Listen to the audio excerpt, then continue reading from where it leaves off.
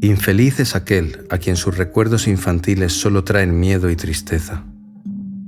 Desgraciado aquel que vuelve la mirada hacia horas solitarias en vastos y lúgubres recintos de cortinados marrones y alucinantes hileras de antiguos volúmenes, o hacia pavorosas vigilias a la sombra de árboles descomunales y grotescos cargados de enredaderas que agitan silenciosamente en las alturas sus ramas retorcidas.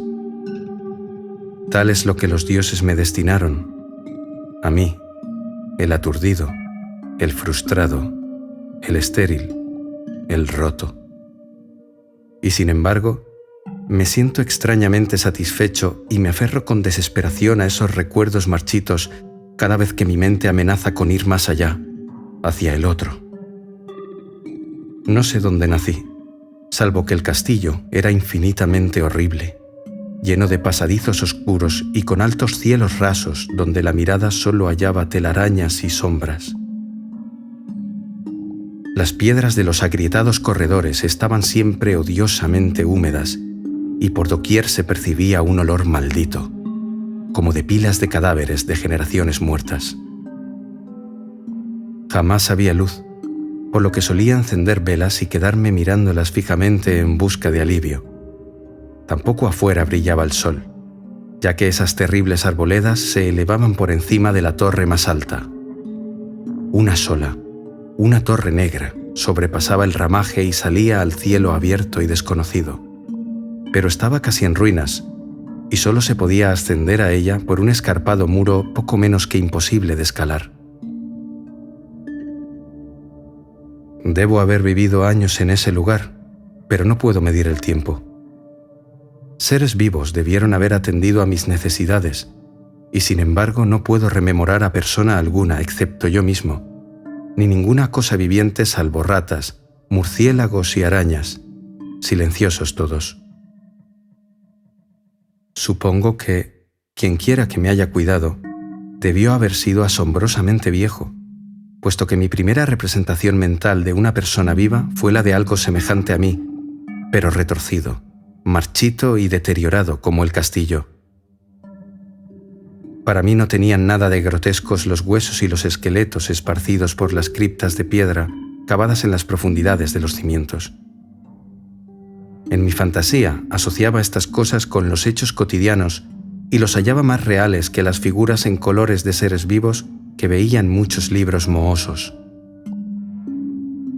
En esos libros aprendí todo lo que sé. Maestro alguno me urgió o me guió, y no recuerdo haber escuchado en todos esos años voces humanas, ni siquiera la mía, ya que, si bien había leído acerca de la palabra hablada, nunca se me ocurrió hablar en voz alta. Mi aspecto era asimismo una cuestión ajena a mi mente, ya que no había espejos en el castillo y me limitaba, por instinto, a verme como un semejante de las figuras juveniles que veía dibujadas o pintadas en los libros. Tenía conciencia de la juventud a causa de lo poco que recordaba. Afuera, tendido en el pútrido foso, bajo los árboles tenebrosos y mudos, solía pasarme horas enteras soñando lo que había leído en los libros. Añoraba verme entre gentes alegres, en el mundo soleado, allende la floresta interminable. Una vez traté de escapar del bosque, pero a medida que me alejaba del castillo, las sombras se hacían más densas y el aire más impregnado de crecientes temores, de modo que eché a correr frenéticamente por el camino andado, no fuera a extraviarme en un laberinto de lúgubre silencio. Y así, a través de crepúsculos sin fin, soñaba y esperaba, aun cuando no supiera qué. Hasta que en mi negra soledad, el deseo de luz se hizo tan frenético que ya no pude permanecer inactivo, y mis manos suplicantes se elevaron hacia esa única torre en ruinas que por encima de la arboleda se hundía en el cielo exterior e ignoto. Y por fin resolví escalar la torre, aunque me cayera, ya que mejor era vislumbrar un instante el cielo y perecer, que vivir sin haber contemplado jamás el día. A la húmeda luz crepuscular subí los vetustos peldaños de piedra hasta llegar al nivel donde se interrumpían, y de allí en adelante, trepando por pequeños entrantes donde apenas cabía un pie, seguí mi peligrosa ascensión. Horrendo y pavoroso era aquel cilindro rocoso, inerte y sin peldaños. Negro, ruinoso y solitario, siniestro con su mudo aleteo de espantados murciélagos. Pero más horrenda aún era la lentitud de mi avance, ya que, por más que trepase, las tinieblas que me envolvían no se disipaban y un frío nuevo, como de moho venerable y embrujado, me invadió. Tiritando de frío, me preguntaba por qué no llegaba a la claridad, y de haberme atrevido, habría mirado hacia abajo. Antojóseme que la noche había caído de pronto sobre mí, y en vano tanteé con la mano libre en busca del antepecho de alguna ventana por la cual espiar hacia afuera y arriba y calcular a qué altura me encontraba. De pronto, al cabo de una interminable y espantosa ascensión a ciegas por aquel precipicio cóncavo y desesperado, sentí que la cabeza tocaba algo sólido. Supe entonces que debía haber ganado la terraza o, cuando menos, alguna clase de piso. Alcé la mano libre y, en la oscuridad, palpé un obstáculo, descubriendo que era de piedra e inamovible.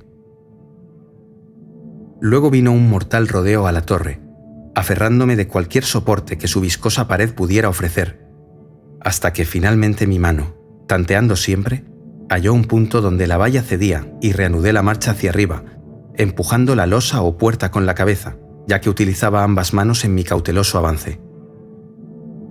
Arriba no apareció luz alguna, y a medida que mis manos iban más y más alto, supe que por el momento mi ascensión había terminado, ya que la puerta daba a una abertura que conducía a una superficie plana de piedra, de mayor circunferencia que la torre inferior, sin duda el piso de alguna elevada y espaciosa cámara de observación.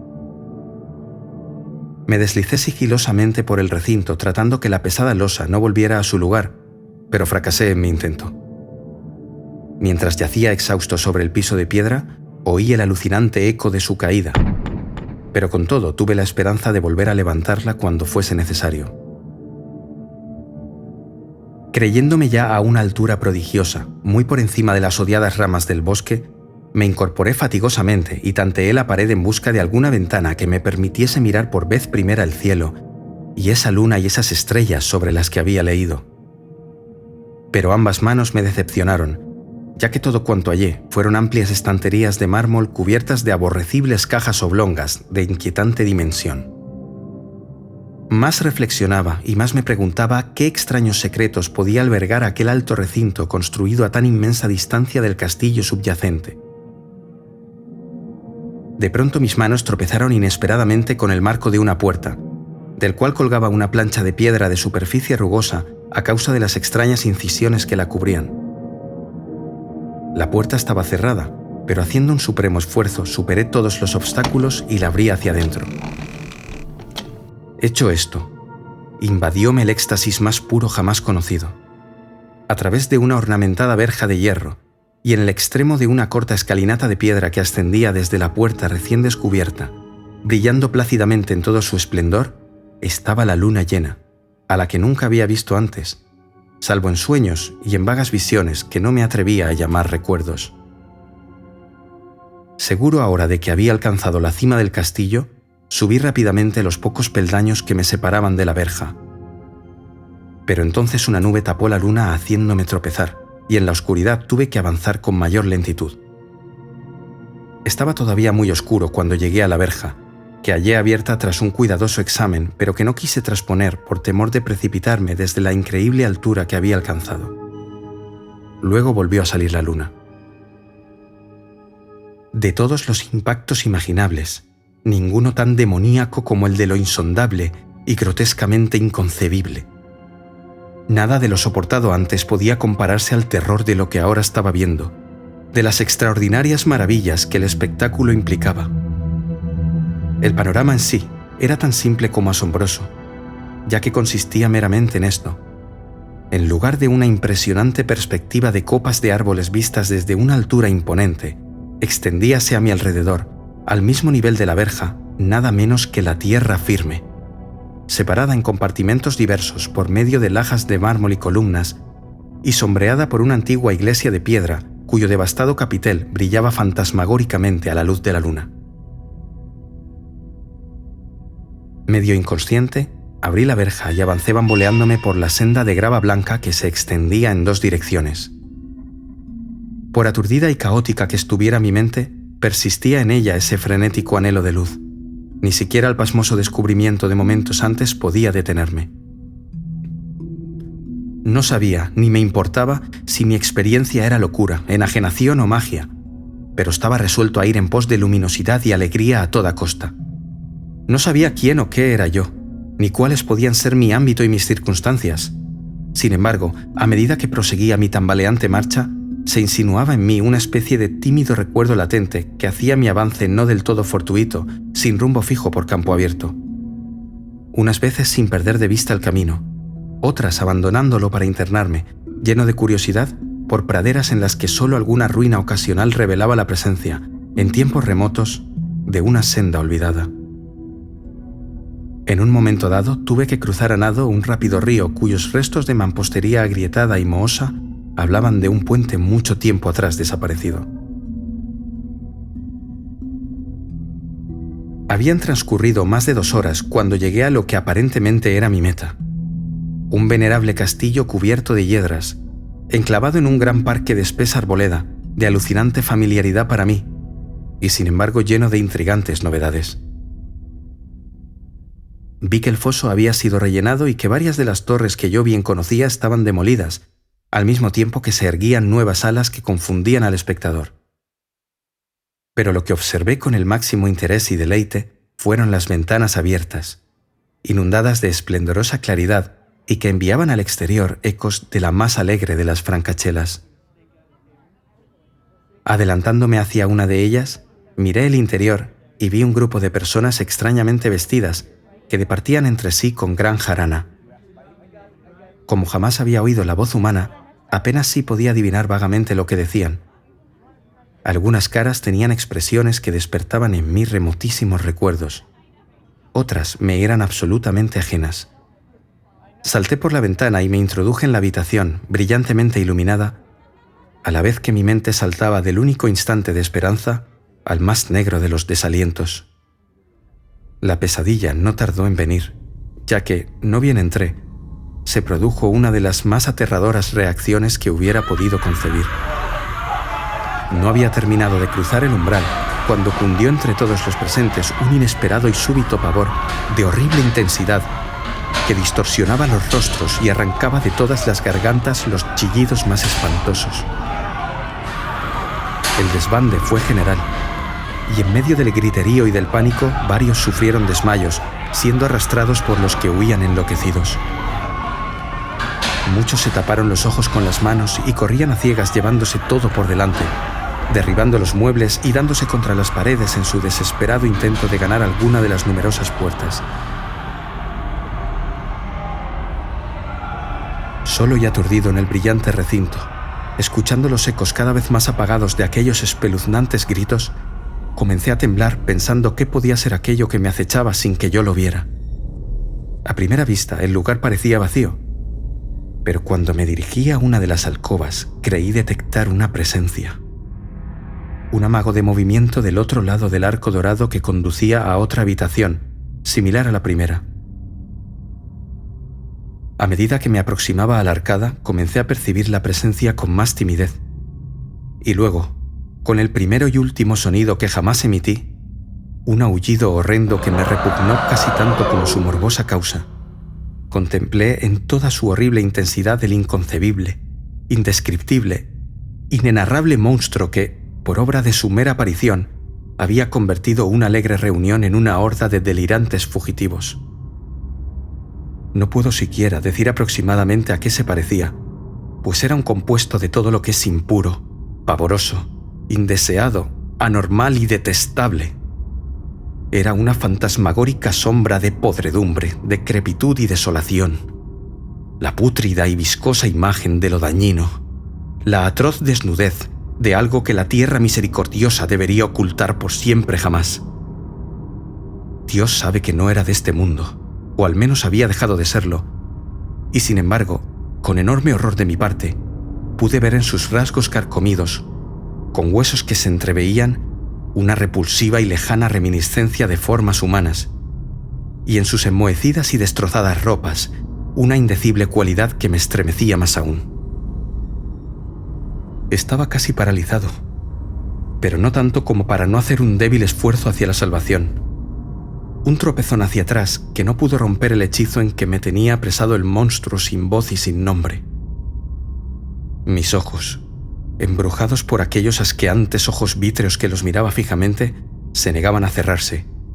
Si bien el terrible objeto, tras el primer impacto, se veía ahora más confuso. Traté de levantar la mano y disipar la visión, pero estaba tan anonadado que el brazo no respondió por entero a mi voluntad. Sin embargo, el intento fue suficiente como para alterar mi equilibrio y, bamboleándome, di unos pasos hacia adelante para no caer. Al hacerlo, adquirí de pronto la angustiosa noción de la proximidad de la cosa, cuya inmunda respiración tenía casi la impresión de oír. Poco menos que enloquecido, pude no obstante adelantar una mano para detener a la fétida imagen que se acercaba más y más, cuando de pronto mis dedos tocaron la extremidad putrefacta que el monstruo extendía por debajo del arco dorado. No chillé, pero todos los engendros diabólicos que cabalgaban en el viento de la noche lo hicieron por mí, a la vez que dejaron caer en mi mente una avalancha de anonadantes recuerdos. Supe en ese mismo instante todo lo ocurrido. Recordé hasta más allá del terrorífico castillo y sus árboles. Reconocí el edificio en el cual me hallaba. Reconocí, lo más terrible, la impía abominación que se erguía ante mí, mirándome de soslayo mientras apartaba de los suyos mis dedos manchados. Pero en el cosmos existe el bálsamo además de la amargura, y ese bálsamo es el olvido. En el supremo horror de ese instante olvidé lo que me había espantado, y el estallido del recuerdo se desvaneció en un caos de reiteradas imágenes.